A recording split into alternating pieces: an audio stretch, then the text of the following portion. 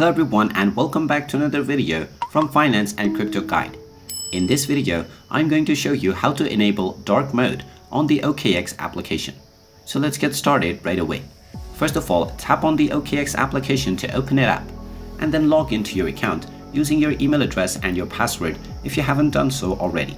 Once you log in, you will be taken into your home page from which you can tap on the menu button at the top left corner to end up in your profile menu.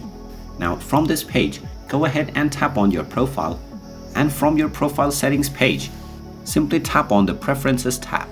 From the Preference tab, you will be able to find the Appearance option.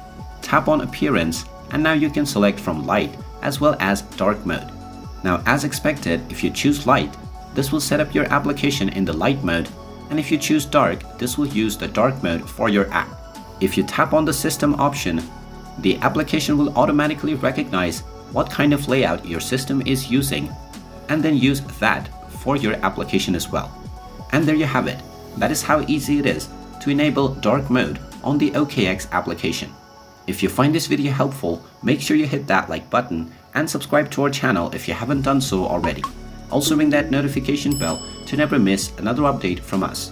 Thank you for watching and I will see you again in the next video.